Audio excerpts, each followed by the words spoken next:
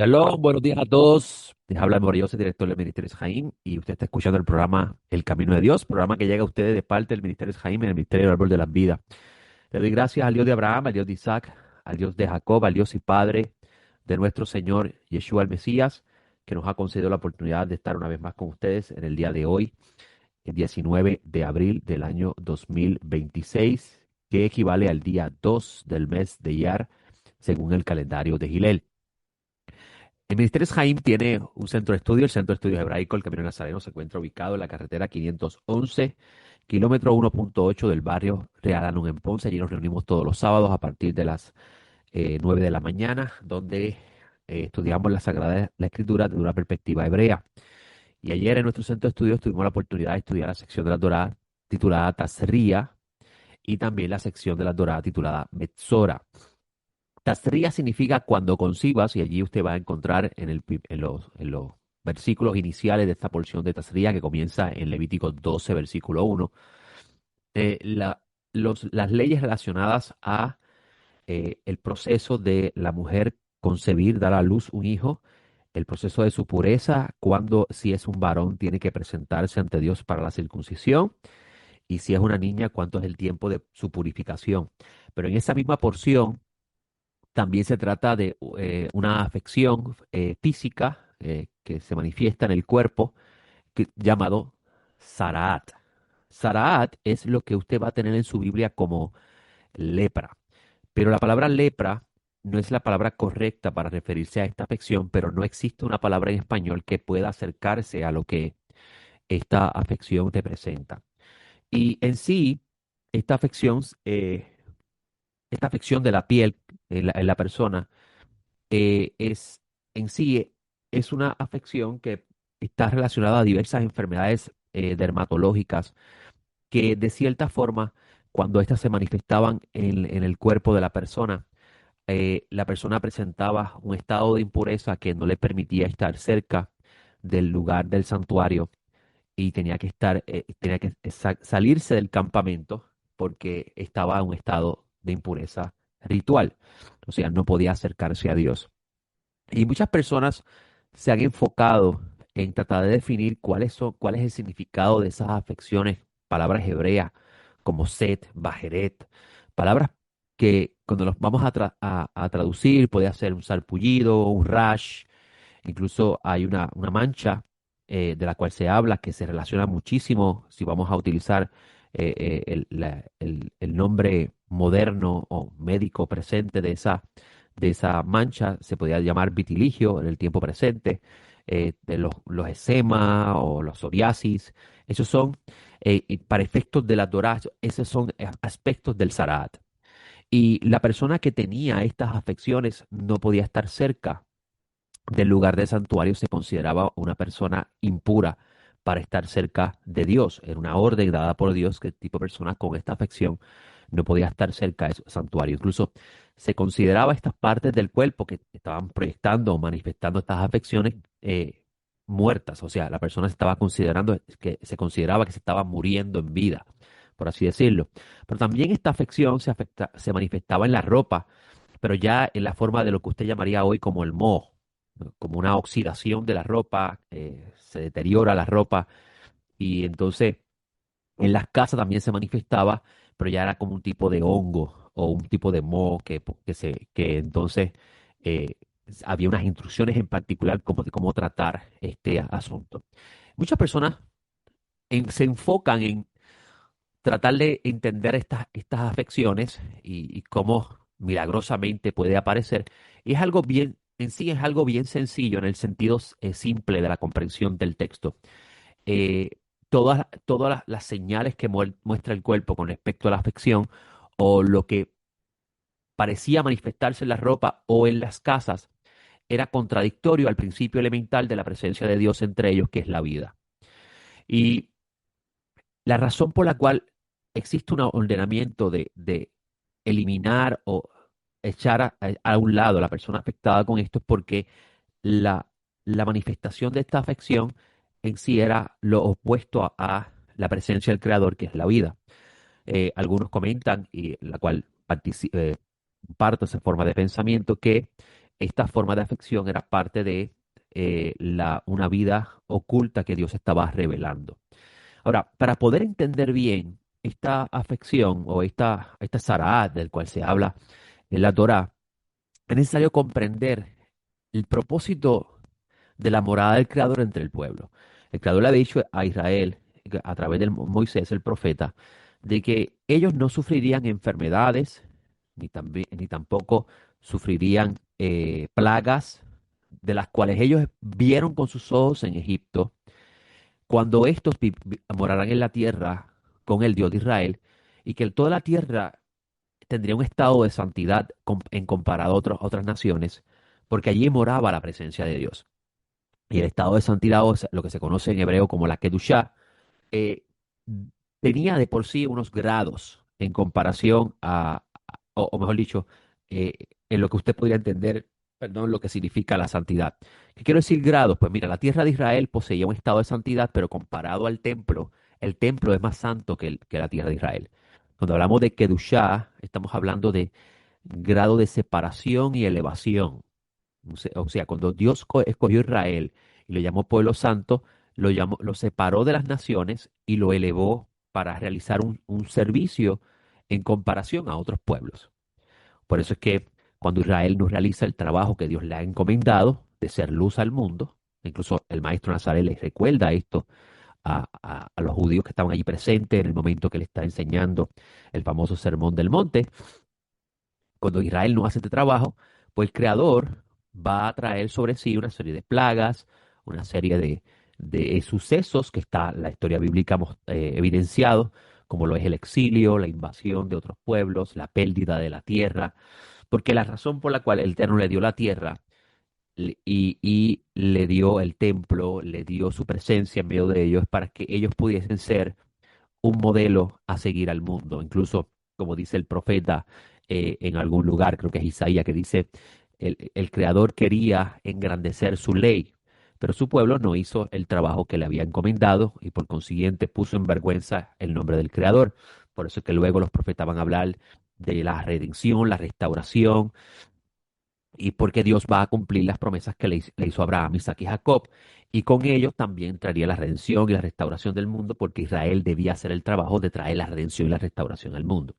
Entonces, cuando una persona era afectado con esta afección, esta persona se consideraba una persona que no podía estar cerca de la presencia del Creador, o sea, cerca del santuario, no podía estar en el territorio de la Kedushá, había que sacarlo del campamento porque representaba prácticamente su afección una manifestación de la muerte.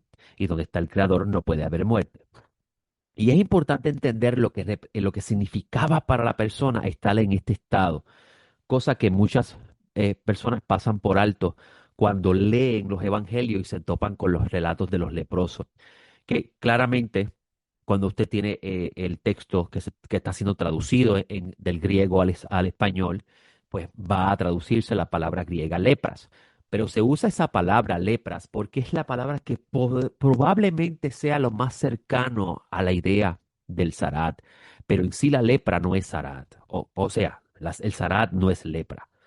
Entonces, eh, si usted tiene, como le dije, si usted tiene en cuenta, si usted conoce el principio del Sarat y lo que esto traía en la esfera de la Kedushá y la relación de la comunidad o el pueblo con el Creador, usted va a poder entender mejor por qué estos leprosos que Yeshua va a eventualmente sanar, o el leproso del cual se habla en el capítulo 5 de Lucas, específicamente el versículo 12, usted va a entender mejor lo que está sucediendo aquí.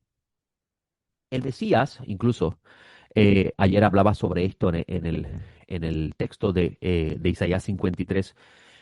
El texto de Isaías 53, amigos que me están escuchando, habla de un siervo sufriente. Y dentro de la tradición de Israel se habla de este siervo sufriente como el Mesías, hijo de José. O sea, que en hebreo se conoce como Mashiach ben Yosef. ¿Y por qué se conoce como Mesías, hijo de José? Porque cuando usted mira usted lee este relato de Isaías 53, usted va a encontrar que este siervo del cual se está hablando en Isaías 53, el profeta en ese tiempo que está hablando de este siervo sufriente, cuando usted mira lo que, las descripciones que se hace de él, posee de cierta forma una similitud a lo que vivió Joseph en Egipto. Vio José en Egipto. Sufrió, fue despreciado por sus hermanos, sufrió para salvar al mundo. De cierta forma, él se convirtió en el justo, dio su vida para salvar al mundo. Incluso ya para el tiempo del segundo templo se hablaba de este siervo sufriente y por eso es que los nazarenos van a enseñar que el Yeshua, Jesús, murió por los pecados del mundo. Esto para relacionarlo con el texto de Isaías 53. Y el concepto del Mesías hijo de José o el Mesías ben Yosef es un concepto bien estudiado entre los círculos internos de Israel. Incluso hay rabinos de hoy día que dicen que Jesús sí era Mesías hijo de José. Pero dentro de la tradición de Israel se enseñaba que el que habría de ser Mesías hijo de José, o sea, Mashiach ben Yosef, que es el siervo de Isaías 53, no iba a ser el Mesías hijo de David, Mashiach ben David. Y esto es una de las ideas rabínicas que muy pocas personas conocen, que por eso cuando van a hablar de Jesús como el Mesías, chocan con el pensamiento rabínico, que son personas muy educadas, están bien preparados en la escritura, se saben el hebreo de todos lados, son personas que saben lo que están hablando cuando uno va a entrar a un debate con ellos y le va a tratar de probarle que Jesús es el Mesías. Pues usted tiene que definir qué tipo de Mesías, porque si usted le dice que Jesús es el Mesías prometido, ellos van inmediatamente a pensar en el Mesías hijo de David. Y lo primero que le van a responder es que no puede, lo siguiente, él no puede ser el Mesías hijo de David porque todas las cosas relacionadas al Mesías hijo de David no han sucedido. Y esas cosas están en Isaías 11. Y sí, Isaías 11 habla del Mesías, hijo de David, del cual se dice que va a cargar, que va a traer la paz en el mundo, que va a recoger a las tribus dispersas, que va a juzgar el mundo con justicia, que eliminará el mal en la tierra, traerá paz, la creación volverá a un estado de perfección y paz como la tuvo al principio ante la caída de Adán. Ya el mal será identificado de tal forma que no hará ningún daño sobre toda la tierra. Eso es lo que está en los versículos de Isaías 11. Y es claro, cuando uno entra en un debate con los rabinos sobre el tema de si Jesús es o no es el Mesías, pues ellos van a pensar como una referencia al Mesías, hijo de David, porque es el Mesías el cual esperan. Incluso esta idea muy bien podría estar relacionada a lo que Juan, quien fue preso por Herodes, eh, pregunta, ¿eres tú el que esperamos o viene otro? Y esto te dice que había en el mundo del segundo templo también una idea de cierta forma similar. Entonces, cuando tú hablas de el Mesías del capítulo 53 de Isaías, es un Mesías bien diferente del cual se habla en el Mesías capítulo 11, el del Mesías de Isaías 11. Por eso es que es bien importante cuando usted va a tener un debate con judíos que conocen la Torá, conocen la escritura en hebreo, no en el idioma suyo, español o inglés, sino la conocen en el idioma de ellos. Pues tiene que tener en cuenta cuando usted va a hablar de Jesús como el Mesías, qué tipo de Mesías estás hablando. Ahora, es importante también saber que los nazarenos sabían, porque así lo había confirmado la resurrección del Mesías, cuando Dios levantó a Jesús de entre los muertos, ellos habían entendido claramente que no solamente Jesús era el Mesías de Isaías 53, sino que también era el Mesías de Isaías 11. Y ahí es cuando comienza a enseñarse el retorno de Jesús como el Mesías que reina, el Mesías davídico, del cual se hace alusión en el libro de Revelaciones capítulo 19, cuando él viene con una espada que sale de su boca, la espada de doble filo, que es para eliminar el mal en la tierra, alusión que hace eh, Isaías 11 cuando dice que matará al inicuo con la espada de su boca. Pero vamos a hablar un poco del Mesías hijo de José, la cual vamos a ver aquí que eh, en esta porción de la parashá, esa, Tazria y Mesora, o sea, cuando concibas y el asunto del leproso, se va a relacionar una palabra bien interesante en esta porción con el Mesías del capítulo 53 de Isaías, y esa es la palabra nega. La Torá dice Cuando una persona sea herida con lepra, la palabra hebrea ahí es zarat, y la palabra herir es la palabra nega. La palabra nega no es la palabra, la traducción correcta no sería herir en el sentido de un acto agresivo o un acto violento, sino en el sentido de tocar. La palabra nega es un toque y lo vamos a encontrar en el relato, esta palabra la vamos a encontrar en el relato de Jacob cuando lucha con el ángel que está narrado en en el libro de Génesis, donde dice que este ángel toca a Jacob en la cadera y lo hiere. La palabra tocar ahí es la misma palabra que se utiliza aquí como ser herido con afectado con Sarat. Así que en sí el Sarat es un toque divino, un toque de Dios hacia la persona y ahí es donde entra el debate de por qué Dios hace esto sobre la persona, sobre el ser humano, y ahí los rabinos comienzan a enseñar esto porque es la forma de hacer público los pecados ocultos de la persona. O sea, se entendía dentro de los círculos del antiguo Israel y hasta el día presente de hoy que el Zarat es la forma del Creador mostrarle a la persona de que tiene pecados escondidos, que está viviendo una vida oculta, que no está haciendo que no se está revelando, que parece ante los ojos de otros que todo anda bien. Y es interesante esto, porque con la afección la persona no podía ocultar claramente que tenía Sarahat, pero la persona se podía vestir, se ponía ropa y podía tapar esa afección. Pero dice la escritura que entonces Dios provoca una serie de una oxidación en en la ropa de la persona, que es lo que usted llama un moho, luego también se va a llamar Sarat. Por eso es que la palabra es bien complicada, buscar una traducción español que tenga sentido la palabra, y por eso es que se usa la palabra lepra, pero no tiene sentido. Esa palabra lepra no tiene sentido porque a la ropa no le da lepra. Que le da lepra es el ser humano, lo que usted conoce científicamente hoy como lepra. Por eso es que cuando usted entiende el concepto en sí, usted puede entender que la ropa realmente lo que está dando, le está dando como un moho, hay una oxidación, y esto claramente apunta a lo que la Torá dice en otro momento, cuando Israel sale de Egipto, donde Dios le dice a Israel que la ropa de ellos no se va a envejecer con ellos, que, o sea, que la ropa de ellos va a perpetuar o mantener un estado adecuado con ellos, esto porque el pueblo ha sido santificado para el Creador. Por eso es que cuando usted estudia estas porciones, tiene que usted conectar, eso se llama remés, conectar las ideas que se encuentran en los textos anteriores para ir desarrollando consigo la comprensión de lo que busca el texto sagrado dar a entender a la generación que en el momento está leyendo y eventualmente a las futuras generaciones que van a encontrar mucho más. Porque claro, es importante saber que la Torá es conocida como la corona del rey. Y la corona del rey, él la revela a aquellos que indagan. Eso es lo que quiere decir el, el texto de Proverbios 25, que gloria de Dios es encubrir un asunto. La palabra asunto ahí es la palabra dabar, encubrir una palabra. Y gloria del rey, escudriñarla o descubrirla.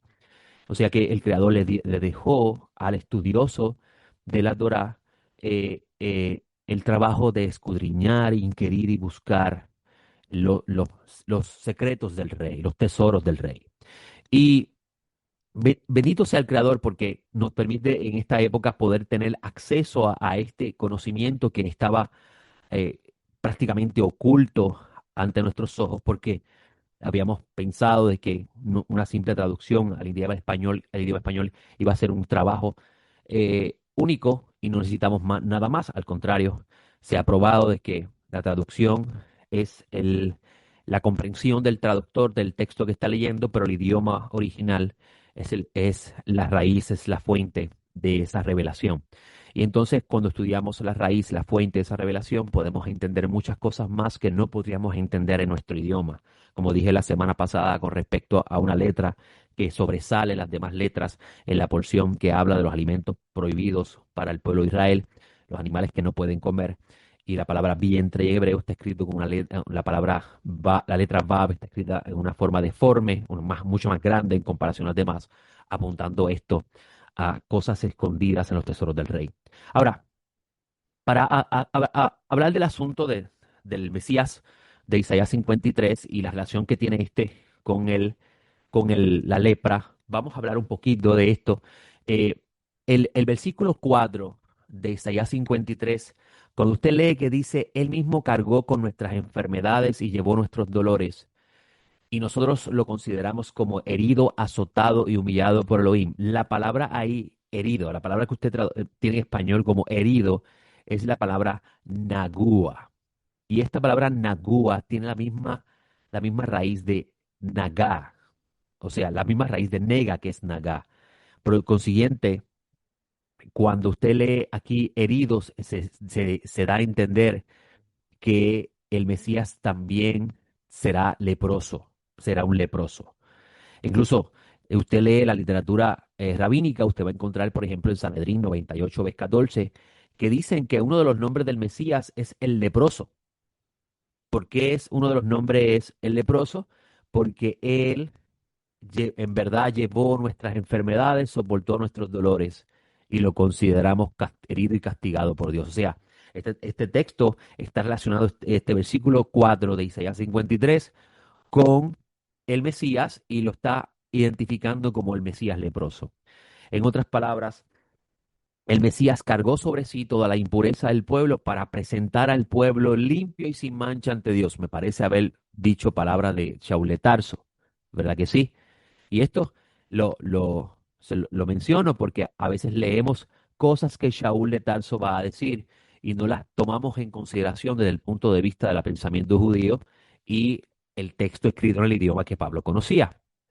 Y entonces, cuando vemos la idea del Mesías leproso, estamos viendo un Mesías que va a sufrir por causa de el bien que va luego a traer hacia los demás. Por eso es que él va a recibir una gran recompensa en ese mismo texto de Isaías 53, cuando Dios dice que Él le va a dar a ese Mesías que sufre, que sabemos que es nuestro santo maestro, Yeshua el Mesías, ese Mesías que sufre de Isaías 53, Dios lo va a recompensar, no solamente con la resurrección, o sea, lo va a devolver a la vida, participará de la resurrección, sino que también tendrá un lugar con los grandes. Y muchas personas pasan por alto este texto.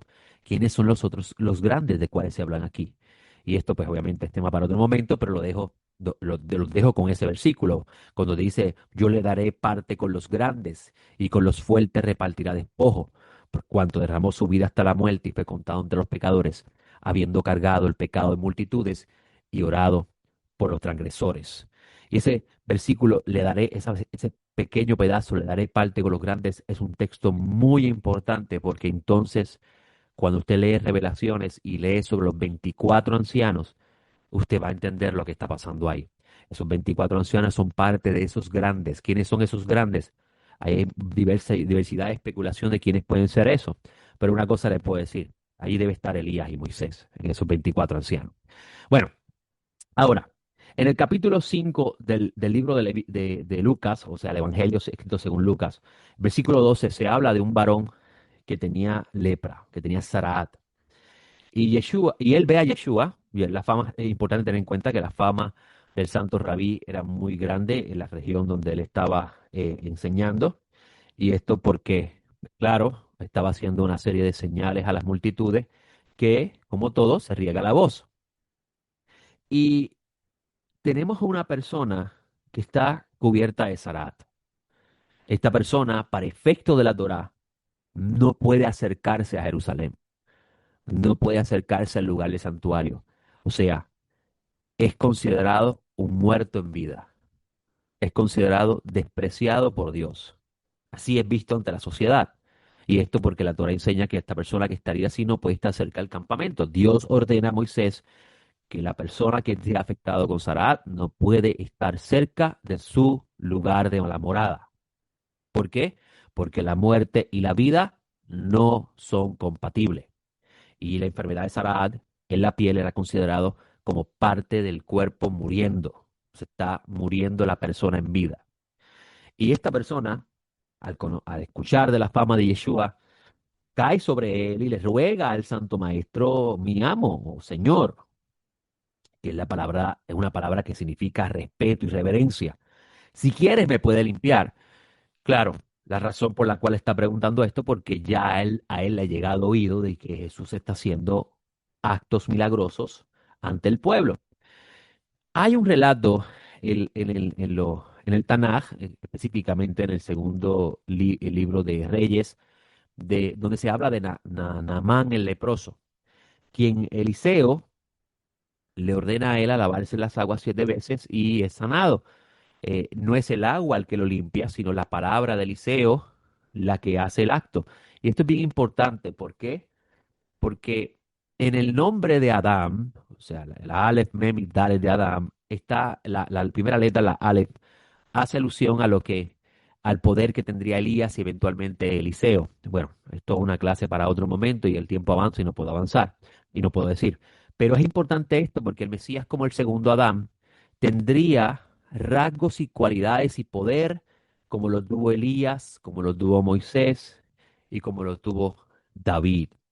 Y esto es bien importante porque el acróstico Adam hace alusión a estas cosas. Esto se enseña dentro de los círculos de Israel.